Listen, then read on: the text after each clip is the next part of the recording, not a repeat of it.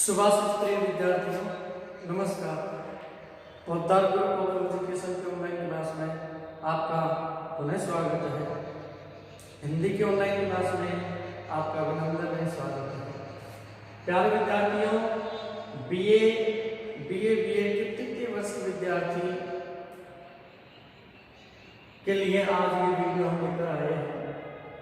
हिंदी साहित्य के पाठ्यक्रम के अंतर्गत पिछले इससे पहले जो वीडियो बनाया था वो छायावादी युग के बारे में हमने परिचर्चा करी, उसकी जानकारी ने उसका अध्ययन किया।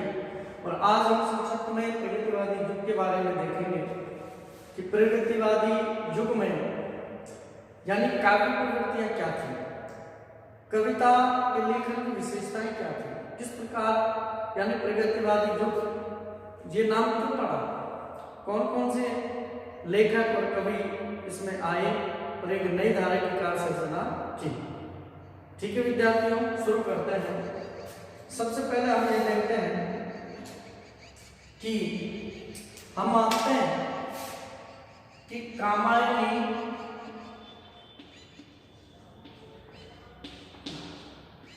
का जो प्रकाशन है, इसका जो प्रकाशन है 1935 में हो गया था। 1935 में हो गया था। कामायनी जयशंकर प्रसाद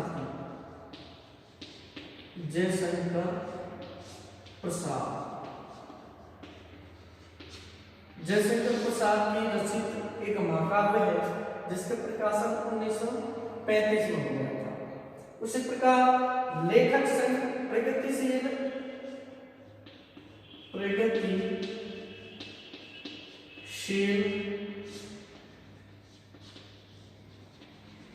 लेखक संघ प्रगतिशील लेखक संघ की स्थापना 1936 में। तो यहीं से जब 1936 में प्रगतिशील लेखक संघ की स्थापना हो गई थी 1936 में, तो 1936 से क्या हो गई, ये शुरुआत हो गई प्रगतिशील यानी प्रगतिवादी काव्यधारा की जो शुरुआत है वो 1936 से ही मानी जाती है। और यहीं से प्रगतिवादी काव्यधारा का सूत्रपात हुआ है। प्यारे विद्यार्थियों, हम ये जानते हैं कि इस काव्यधारा को हमेशा राष्ट्रीय स्तर पर बदलती हुई परिस्थितियों के अनुसार हुआ। राष्ट्रीय स्तर पर बदली जो सामाजिक परिस्थितियां थी, राजनीतिक परिस्थिति ना, जो भी परिस्थितियां थी उनको देखते हुए यानी प्रगतिशील लेखक संघ के जितने भी लेखक हैं उन्होंने संघ बनाया 1936 में। और जो जीवन में सामाजिक, धार्मिक, आर्थिक जो परिस्थितियां थी उनको दृष्टिगत करते हुए यानी उनको प्रेरित करते हुए, उनको जागृत करते हुए एक चिंतनशील काव्यधारा की शुरुआत हुई जो थी प्रगतिवादी काव्यधारा। तो हम देखते हैं छायावादी, इससे पहले छायावाद था। छायावाद जो सुमित्रानंदन पंत है, सूर्यकांत त्रिपाठी निराला जी, महादेव वर्मा जी, जयशंकर प्रसाद हैं, इन्होंने छायावादी काव्यधारा का सूत्रपात किया था और ये 4 स्तंभ माने जाते हैं। अब प्रगतिवादी युग की प्रभावशीलता इतनी अधिक थी कि सुमित्रानंदन पंत और निराला भी इसे अछूते नहीं रहे। उन्होंने भी प्रगतिवादी कविताएं लिखी, प्रगतिवादी काव्य सर्जना की। ठीक है ना। तो कह सकते हैं कि राजनीति में जो साम्यवाद है, साहित्य में वही प्रयोगवाद है। यानी एक लाइन में आप इसको ध्यान रखें कि राजनीति में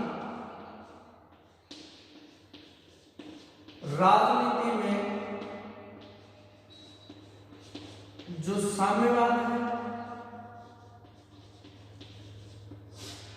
राजनीति में जो साम्यवाद है, साहित्य में वही, तो साहित्य में वही प्रगतिवाद है।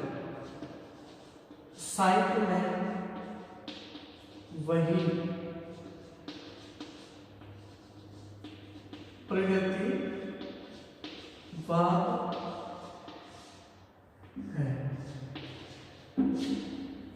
ये पंक्ति ध्यान रखें कि राजनीति में जो साम्यवाद है, राजनीति में जो साम्यवाद की दृष्टि है, साम्यवाद का मतलब होता है कि राजनीति में सबको समान दृष्टिकोण से देखा जाए, कोई बड़ा कोई छोटा नहीं है ना।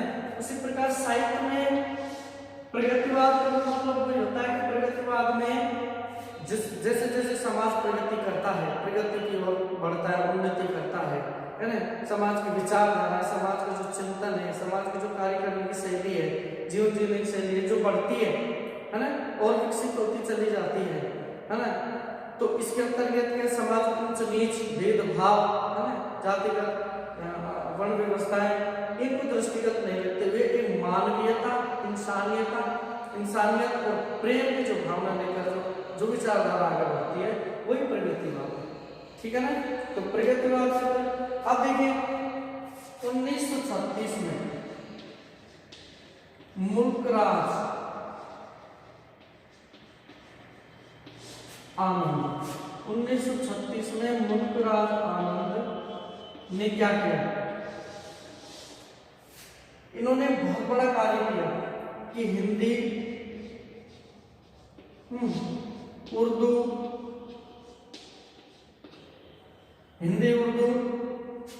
और अंग्रेजी के जो जितने भी लेखक हैं उनको सबको इकट्ठा किया। इन सबको इन्होंने 1936 में इकट्ठा किया और प्रगतिशील लेखक संघ की स्थापना की। ठीक है ना। प्रेमचंद अब प्रगतिशील लेखक संघ की जो स्थापना थी, इसके जो अध्यक्ष थे, अध्यक्ष थे वो कौन थे, प्रेमचंद इसके अध्यक्ष थे, प्रेमचंद इसके अध्यक्ष थे।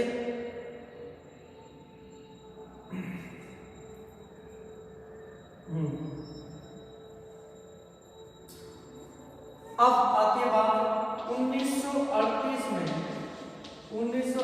ईस्वी में फिर प्रगतिशील लेखक संघ की स्थापना की गई। तब रविंद्रनाथ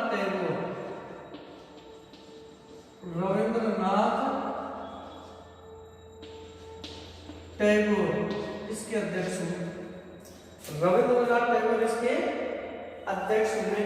इस प्रकार प्रगतिवाद का जो सिलसिला है वो चलता गया, बढ़ता गया। प्रगतिवादी साहित्य पूरी तरह से आगे विकसित होता चला गया। ध्यान रखें कि 1936 में जो प्रगतिशील लेखक संघ है, 1936 में जो प्रगतिशील लेखक संघ है उसकी स्थापना मुल्कराज आनंद ने जो हिंदी, उर्दू, अंग्रेजी की सभी जो लेखक हैं उनको संगठित किया और 1936 में प्रगतिशील लेखक संघ की स्थापना की, जिसके अध्यक्ष मुंशी प्रेमचंद को बनाया गया है। 1938 में फिर प्रगतिशील लेखक संघ की स्थापना हुई है ना, और उसके अध्यक्ष बनाए गए थे विश्व कवि, महान कवि गुरुदेव रविन्द्रनाथ टैगोर को बनाया गया। गुरुदेव रविन्द्रनाथ टैगोर को अध्यक्ष बनाया गया। अब देखिए क्या है, जो प्रगतिवादी साहित्य है, प्रगतिवादी साहित्य जो है वो मार्क्सवाद पर निर्भर करता है। यानी मार्क्सवादी जो विचारधारा है वही प्रगतिवादी साहित्य के अंतर्गत माना। जो मार्क्सवादी विचारधारा है ना, इस वही विचारधारा प्रगतिशील लेखकों की है। अब देखिए इसमें क्या है, मार्क्स की स्थापना क्यों हुई, मार्क्स की जो स्थापना क्यों हुई, क्योंकि मार्क्स जो कार्ल मार्क्स थे वो बहुत बड़े विचारक हुए और उन्होंने स्थापना की कि मार्क्सवाद संसार का जो विकास है ना वो भौतिक वस्तुओं के द्वारा होता है। संसार का जो विकास है वो भौतिक वस्तुओं द्वारा होता है, भौतिक वस्तुओं द्वारा, न कि ईश्वर या कोई सत्ता के द्वारा, कोई सत्ता के द्वारा। समझे क्या है, यानी प्रगतिवादी जो साहित्य मार्क्सवाद पर निर्भर है, और मार्क्सवाद क्या है? भौतिक वस्तुओं के द्वारा ही बदलाव आता है समाज में, है ना? इसका आधार भौतिक वस्तुएं हैं। जो इसका निर्माण है, संसार का जो विकास है वो भौतिक वस्तु का आधार पर ही होता है, ऐसा माना जाता है। अब देखिए, संसार का जो विकास है भौतिक वस्तु के द्वारा होता है, ना कोई ईश्वर के द्वारा होता है, ना कोई सत्ता के द्वारा होता है। यानी ईश्वरवाद या और कोई अदृश्य सत्ता को ये निषेध करते हैं, नहीं मानते हैं। वो कहते हैं कि संसार में जो गरीबी अमीरी का जो विषमता की जो खाई है, वो पूंजीपतियों ने गरीब लोगों का शोषण किया है। तो इन्होंने दो वर्ग माने, शोषक और शोषित, है ना? तो दो वर्ग माने, एक तो शोषक और एक शोषित।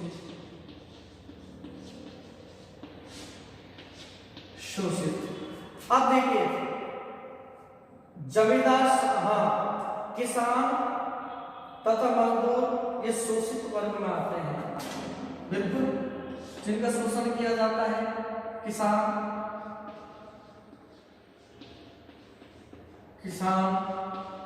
मजदूर, ये तो क्या शोषित वर्ग में? पूंजीपति,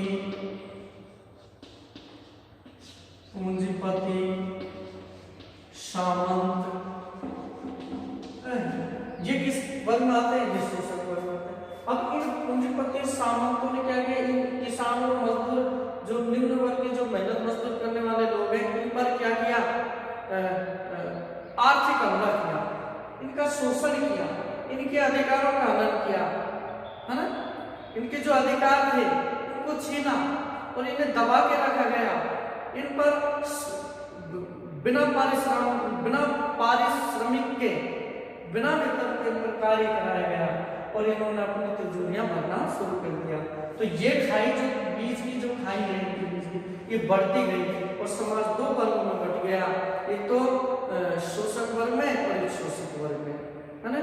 ये सदा के लिए ऐसा बनता चला गया समाज कि जो पूंजीपति लोग हैं उन पर ही किसान और मजदूर निर्भर करते हैं, और किसान मजदूरों के जो दुखी रहने के कारण है, एक तरह का जीवन उनका जो संकट में हो गया है, वो पूंजीपतियों के कारण है।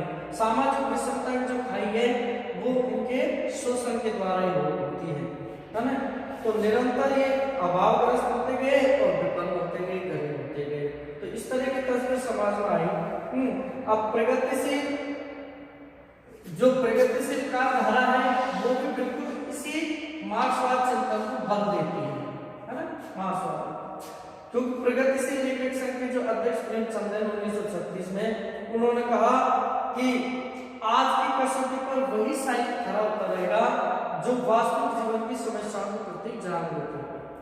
आज का जो साहित्य है, आज की कसौटी पर वही साहित्य खरा उतरेगा जो जीवन की वास्तविक समस्या के प्रति जागरूक है, यानी जीवन की जो वास्तविक समस्याओं को जागृत कर दे, ठीक है ना? संघर्ष के लिए प्रेरित करे, यानी प्रगतिवादी छायावाद के विरुद्ध एक यथार्थवादी का धारण का विरोध था।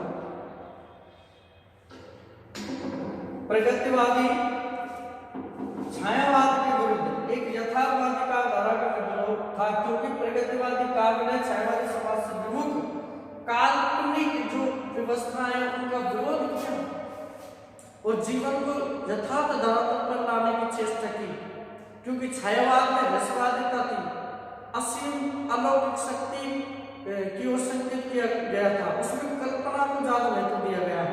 लेकिन जो प्रगतिवादी का धारा है उसने जीवन की सत्यता को प्रमाणित किया कि वास्तविकता क्या है, यथार्थ क्या जीवन का है, क्योंकि यथार्थ में अगर परिवर्तन होगा, यथार्थ में अगर यथार्थ दृष्टि डाली जाएगी तो जीवन में सचमुच परिवर्तन देखने को मिलेगा, जीवन जीने की शैली में सचमुच परिवर्तन देखने को मिलेगा।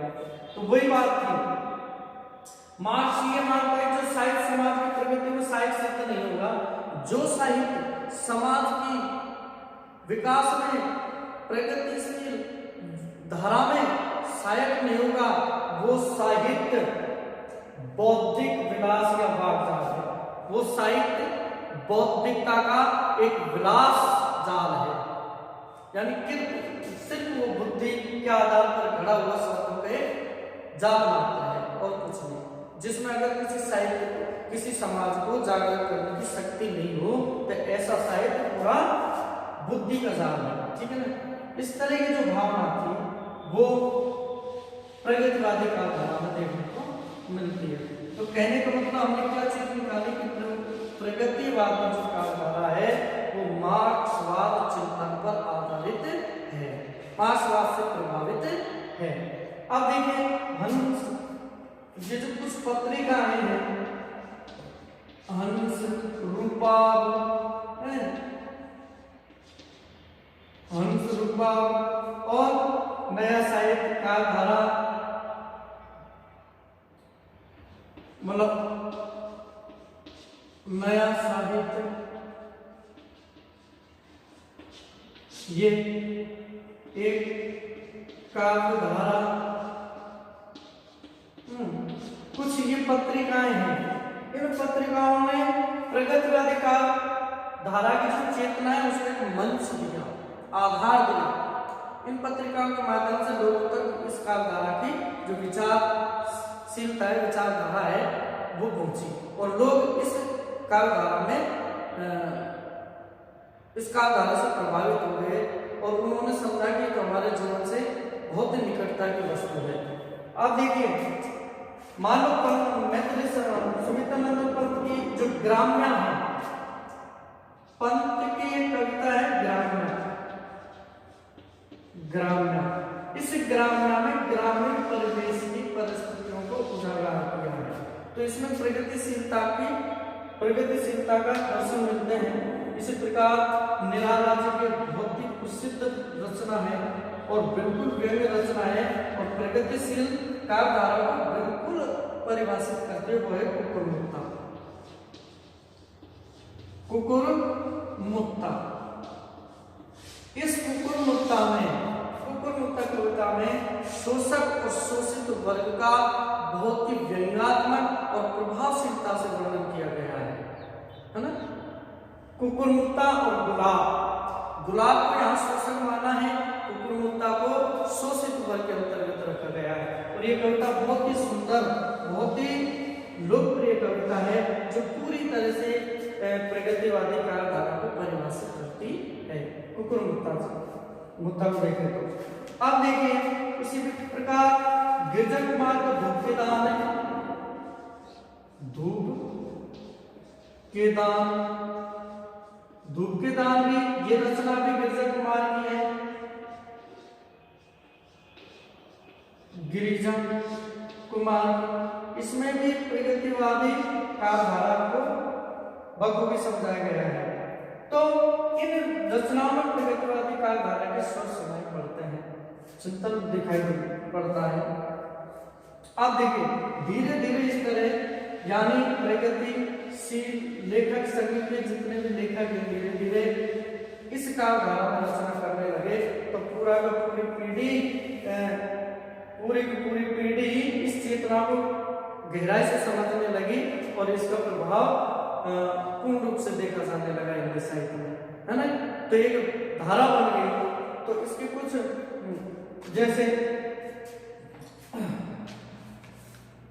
शील शैलेंद्र नरेंद्र, ये रामेश्वर शुक्लांचल, केदारनाथ अग्रवाल, त्रिलोचन, नागार्जुन, रांगे राघव और रामविलास शर्मा, मुक्तिबोध बच्चन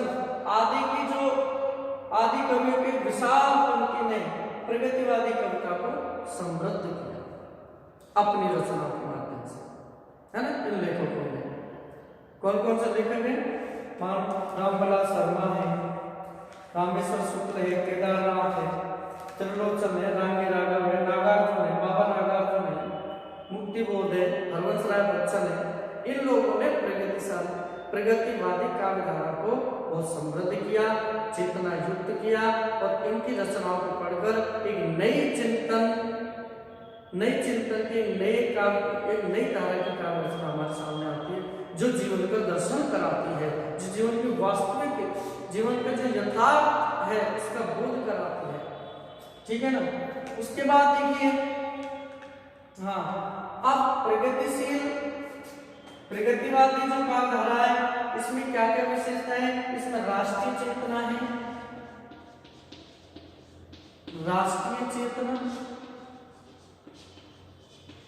राष्ट्रीय चेतना, ठीक है ना, इसमें राष्ट्रीय चेतना है।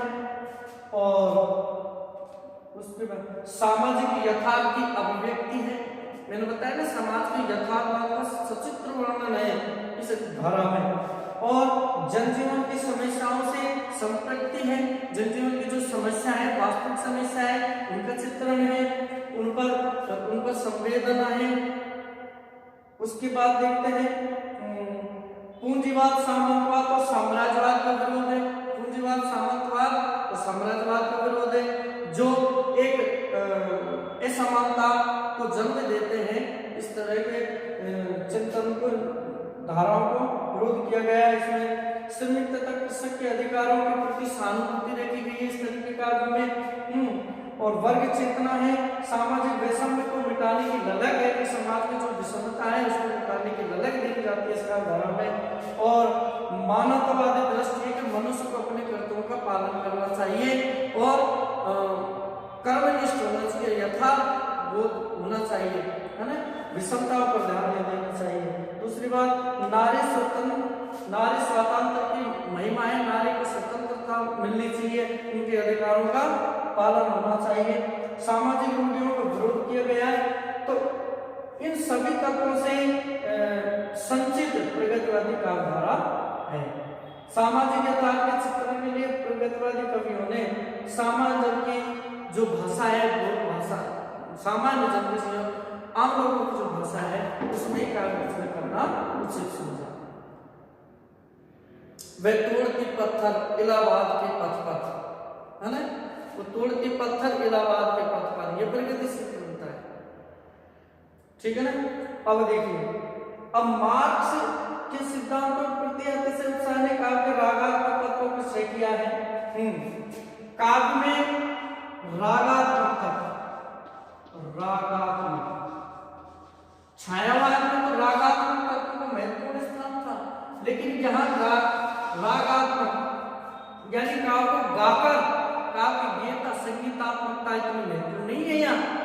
यहाँ तो काव्य का यथार्थ बोध है, जीवन का वास्तविक दर्शन, उस पर महत्व दिया गया है। तो यहाँ लगभग रागात्मक का जो है उसका पतन हुआ है। और सामाजिक यथार्थ नाम पर नीरज बेजक काव्य सर्जना ही प्रमुख हो गई। इस काल में हिंदी कविता के समांतर राष्ट्र चेतना से संपन्न काव्यधारा का उन्मेष भी हुआ। अब देखिए, राष्ट्रीय जो चेतना है वो भी इस प्रगतिवादी काव्य जो है उसमें राष्ट्रीय चेतना भी देखी जाती है। हम जानते हैं कि भारतवर्ष की पराधीनता ने भारतीय युग में राष्ट्रीय भावना को प्रभावित किया था। राष्ट्रीय भावना देखने को मिलती है भारतीय युग में, है ना। द्विवेदी युग में राष्ट्रीय भावना हिंदी कविता के केंद्र बिंदु था, हिंदी कविता का केंद्र बिंदु था। द्विवेदी युग में क्या, कौन सी चीज केंद्र बिंदु थी? राष्ट्रीय भावना, है ना। उसके बाद देखते हैं छायावादी युग में भी कविता के मूल स्वर में राष्ट्रीय भावना गूंजती रही है। कविता के जो मूल स्वर है उसमें राष्ट्रीय भावना कहीं न कहीं देखने को मिलती है। और छायावादोत्तर काल में जो राष्ट्र चेतना है उसमें श्रीधर पाठक जी आए हैं।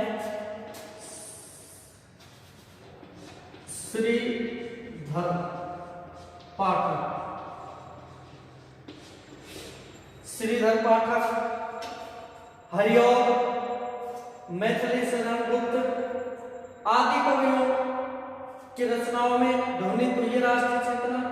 छायावादी कवि काव्य में निराला, प्रसाद पंत, इनकी कविताओं में भी राष्ट्रीय चेतना अद्भुत तरीके से देखी जाती है। और इसके बाद माखन पंत के गीतों में भी राष्ट्रीय चेतना की जो भावना आगे चलकर माखनलाल चतुर्वेदी हुए हैं, सोमलाल द्विवेदी हुए हैं, रामधारी सिंह दिनकर हुए हैं, जो राष्ट्रीयता के प्रमुख स्वर माने जाते हैं।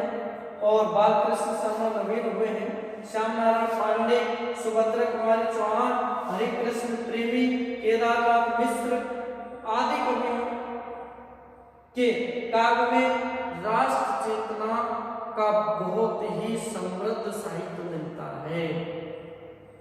इन्होंने राष्ट्र चेतना को बहुत ही जीवंतता के साथ प्रेषित किया है। इस युग में कवियों ने जनमानस को उद्वेलित करने वाले राष्ट्र प्रेम के गीत लिखे जो जन के कंठहार बने, है ना। और अंग्रेजी सरकार जो हुकूमत थी उसके विरोध में एक जागृति आई। अब उस पोध से लोगों में स्फूर्ति और पोष पैदा हुआ। इस धारा में अंग्रेजों की पराधीनता पर गहरा धक्का लगा और स्वतंत्रता प्राप्ति के लिए उद्यत हो गए। तो राष्ट्रीय चेतना से भरपूर काव्य सर्जना लिखकर हमारे देश के लोगों में राष्ट्रीयता की भावना जागृत करने का बहुत ही अहम कार्य हुआ है ना, इस युग में। और फिर क्या हुआ, देश की गहरी आकांक्षा को समाज में बदलने का पुण्यकारी उपयोग से इस धारा को गीतिकार प्रभावित तथा हृदय को प्रभावित करने वाला है।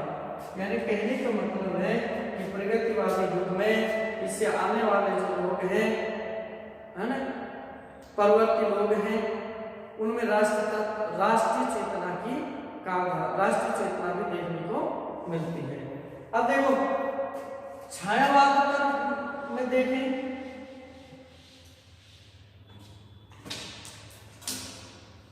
छायावाद का काल में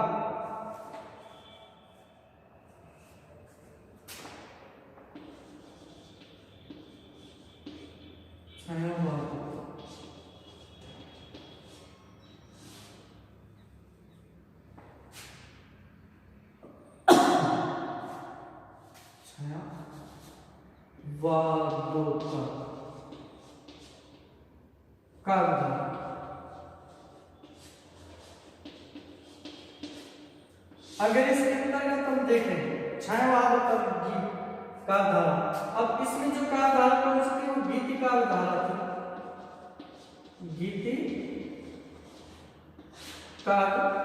धारा, ठीक है ना, ये प्रमुखता थी गीतिकार धारा। अब देखिए एक ऐसे गीतिकारों की पीढ़ी मिलती है छायावाद प्रकार में, एक ऐसे गीतों का स्वर मिलते हैं कि मान लो छायावाद का जो काव्य धारा थी और छायावादोत्तर जो गीतिकार धारा थी उसमें सर्वथा अंतर है। छायावाद की जो काव्य धारा थी वो मनुष्य और नारी के आंतरिक सौंदर्य बोध की काव्य धारा थी, लेकिन छायावादोत्तर काल से कल्पना बोध को इतना अधिक महत्व न देकर ये थोड़ी थोड़ी प्रगतिशीलता की ओर आगे बढ़ती हुई दिखाई देती है। हरवंश राय बच्चन इस काल धारा के छायावाद का धारा के गीतिकार धारा के हरिवंश राय बच्चन प्रमुख हस्ताक्षर। हरिवंश राय बच्चन ये रोमानी कवि कहे जाते हैं, है ना, ये रोमानी कवि या रोमांटिसिज्म के कवि कहे जाते हैं। ये इस काल धारे के प्रमुख हस्ताक्षर है, जिनकी मधुशाला नामक जो काव्य कृति है ये बहुत महत्वपूर्ण काव्य कृति है, जिन्होंने गीतिकार की धारा को एक नया विस्तार दिया, नया आकार दिया और मधुशाला के माध्यम से उन्होंने यानी हमें समरसता की ओर बंधुत्व की भावना को प्रेरित किया है। यानी मंदिर मस्जिद दूर कराते एक कराते मधुशाला, तो बिल्कुल सही है, यहाँ एकता का भाव है, एक सूत्र में बांधने की प्रेरणा दी गई है। अब देखिए हाँ मधुशाला, इसमें इनका एक हालावाद की जो प्रवृत्ति एक धारा है, हालावाद शराब को कहते हैं, तो शराब को भी उन्होंने समाज में एक प्रतिष्ठा दी है ना, एक विलासिता रूप में नहीं, एक जीवन के असली चित्रण के रूप में हालावाद को एक प्रतिष्ठा दी है। तो हालावाद जो प्रवृत्ति चली है वो बच्चन की ही देन है, हालावाद प्रवृत्ति। और इसी श्रेणी में दूसरे आते हैं गोपाल सिंह नेपाली, गोपाल दास नीरज। गोपाल दास नीरज के जो गीत हैं वास्तविक जीवन को संपृक्त करते हुए गीत हैं, जीवन की एक एक संवेदना को प्रकट करने वाले गीत हैं, वास्तविक जीवन की संवेदना को प्रकट करने वाले गीत हैं। गोपाल दास नीरज बिल्कुल हरिवंश राय बच्चन की श्रेणी के ही गीतकार माने जाते हैं। और बलवीर सिंह सिंह सुमन है जिन्होंने कविता को जनमानस तक लोकप्रिय बनाया, कवि सम्मेलनों में यानी इतनी भांति कविताओं को लोगों तक पहुंचाया, कविता को लोकप्रिय बनाया, जन जन की भाषा बनाया।